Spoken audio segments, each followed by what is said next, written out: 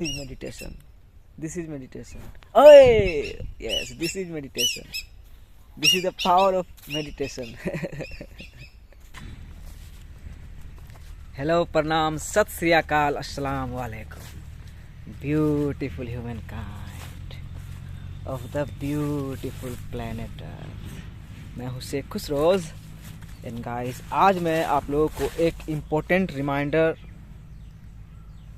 याद दिलाना चाह रहा हूँ। ये भी बहुत ही ज़्यादा इम्पोर्टेंट है और ये है यू आर प्रोटेक्टेड। आप सुरक्षित हैं।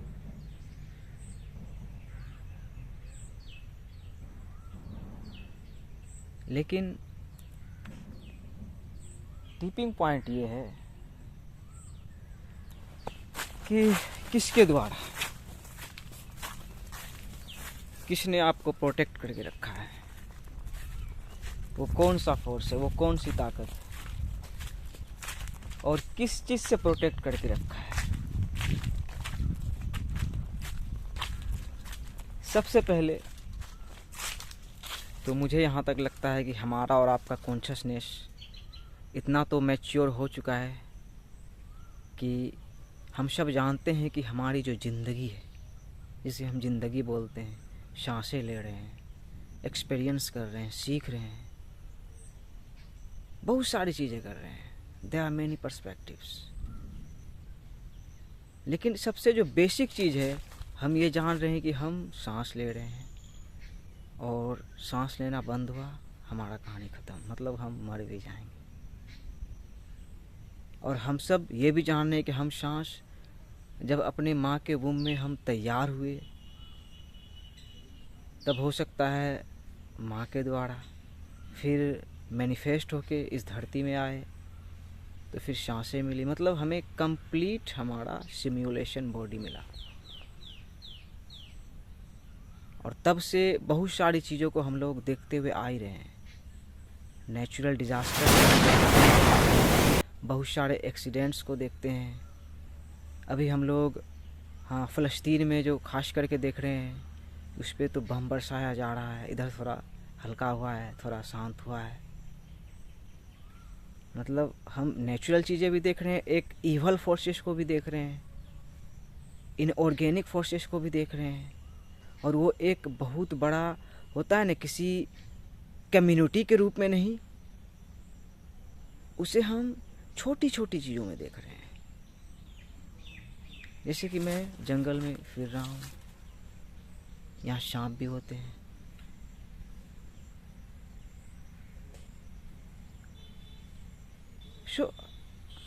मैं सिंपली ये याद दिलाना चाहता हूँ कि आप प्रोटेक्टेड हो। और प्रोटेक्टेड किसके द्वारा हो, यस, बिल्कुल सिंपल आसान भाषा में आप समझे। एग्जामिन ठीक है, मेरे साथ करें या खुद के मन में खुद से करें, लेकिन सिंपल अभी ये समझे कि yes, none other than one true God, creator, originator, sustainer of the universe, one supreme core, source, almighty, monotheism, एक ईश्वरवाद कि खुदा बिल्कुल एक है, उसको आप जान चुके हो और उसके द्वारा ही आप प्रोटेक्टेड हो। यस, सबसे बड़ा रियलाइजेशन हमें और आपको ये करना है। और फ्री थिंकर बन के सोचना है। निकोला टेस्ला अंकल का एक लाइन है, अगर आप इस यूनिवर्स के सीक्रेट को ढूंढना चाहते हो तो एनर्जी, फ्रीक्वेंसी एंड वाइब्रेशन के रूप में सोचें। उन्होंने बोला थिंक। और एक लाइन है कि everything in this universe is energy. लेकिन हर चीज़ें, हर एनर्जी डिफरेंट डिफरेंट फ्रीक्वेंसी पे वाइब्रेट कर रही है। ये समझना ज़्यादा ज़रूरी है। एवरीथिंग इज वाइब्रेटिंग, हर कोई जी रहा है, आप भी जी रहे हो, मैं भी जी रहा हूँ, और भी अदर जो क्रिएचर्स हैं और लोग भी हैं, सब जी रहे हैं, सब में वाइब्रेशन है। लेकिन फ्रीक्वेंसी को समझना होगा। सब अलग अलग फ्रीक्वेंसी पे वाइब्रेट कर रहा है और अलग अलग टाइम एंड स्पेस पे। लेकिन टाइम भी एक है और स्पेस भी एक है, हमें ये समझना होगा, तब हम क्रिएटर को समझेंगे।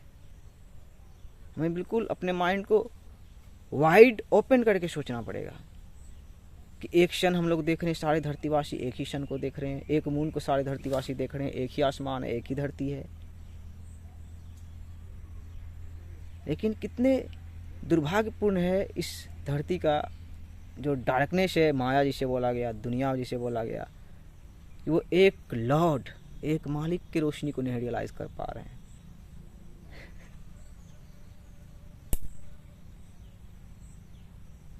और मैंने अपने पर्सनल जर्नी में रियलाइज किया गया है कि कैसे मैं प्रोटेक्टेड हूँ हर एक पल, हर एक क्षण।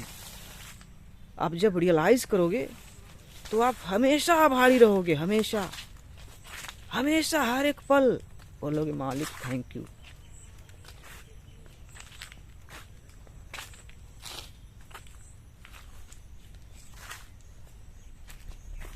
अब जो दूसरा पहलू आता है,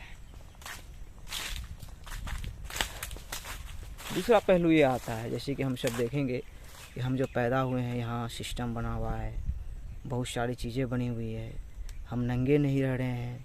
जैसे देखो हम और आप क्लोथ्स पहन रहे हैं, तो ये भी हमें प्रोटेक्ट करके रख रहा है ना, सर्दियों से, गर्मियों से, और हमारी इज्जत को भी।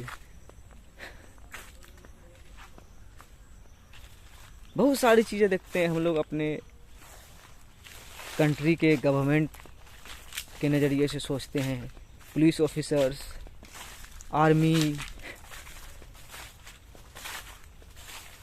लेकिन आखिरी टिपिंग पॉइंट ये है कि हम सब जो हैं वैसे ही हैं, एक दूसरे के साथ बस हैं, जितना हम कर सकते हैं कर रहे हैं। बाकी हमारी सुरक्षा, इस धरती की सुरक्षा, सबका जिम्मा एक ही क्रिएटर लेके रखा है। Shout out to coronavirus जो आया, ग्लोबल रीसेट को लेके आया, रियलाइज़ करवाने के लिए कि हमें इंडिविजुअली, मतलब व्यक्तिगत रूप पे भी उसी को सबमिट करना पड़ेगा, और कलेक्टिव मैनिफेस्टेशन को भी उसी को सबमिट करना पड़ेगा। Give this world back to lord, उसी को देना पड़ेगा, तभी हमारे मन में अमन शांति आ सकती है। और प्रोटेक्शन को हम समझ सकते हैं कि हम सब कैसे one supreme Lord almighty God, परमात्मा, खुदा, ईश्वर, वाहेगुरु, अल्लाह सुब्हानहू व तआला, द मोस्ट हाई के द्वारा प्रोटेक्टेड हैं, गाइडेड हैं।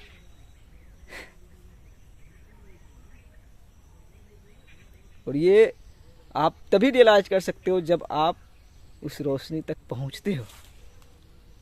बाकी आप अनकॉन्शियसनेस में भी हो तो वही आप उसके द्वारा प्रोटेक्टेड हो, गाइडेड हो। सांस पे जिंदगी रखी है, और हर एक ब्रेथ ऑफ लाइफ जो आप ले रहे हो उसमें वो कॉन्शियस है। वही आप और हम अनकॉन्शियस हो सकते हैं, और हम सब है भी बहुत सारी चीज़ों में अनकॉन्शियस हैं कि आखिर कैसे धरती मैनिफेस्ट कर दिया गया, आखिर कैसे हमारा ये रूप सोच लिया गया, कैसे ज़िंदगी और मौत सोच ली गई। बहुत सारी चीज़ों में हम अनकॉन्शियस हैं, बहुत सारी चीज़ों में हम अपने दिमाग का कितना यूज़ कर रहे हैं, कितना कर सकते हैं। लेकिन वही है कि एज एबव सो बिलो बनाया गया है। चीटी से सोचना पड़ेगा कि हमारी जान, हमारी ज़िंदगी उसी एक खुदा, ईश्वर, अल्लाह सुब्हानहू व तआला, क्रिएटर, लॉर्ड के हाथ में है। उसने ही हमें मैनिफेस्ट किया, पैदा किया, उसके ऑर्डर पे हम पैदा हुए और उसके ऑर्डर पे ही हम मर जाएंगे। यही सच्चाई है, आखिरी सच्चाई है। और जो भी चीज़ें हो रही है इस कायनात में, इस ब्रह्मांड में, इस यूनिवर्स में, अनंत काल से, इटर्निटी से, उसी के ऑर्डर पर हो रही है, और आखिरत तक उसी के ऑर्डर पे होती रहेगी। बाकी अच्छाइयाँ बुराइयाँ हम और आप एग्जामिन करते रहें, डुअलिटी को हम समझते रहें, मर्द औरत, यिंग यांग, वाटर फायर, जन्नत जहन्नम, हम समझते रहें, एग्जामिन करते रहें, लड़ते रहें। हमारा असली प्रोटेक्शन उधर से ही आता है। So surrender to him, surrender to God. आप प्रोटेक्टेड हो हमेशा और हमेशा रहोगे। I have realised this. One love, में peace, mercy and blessings be upon you. You are a warrior and I salute.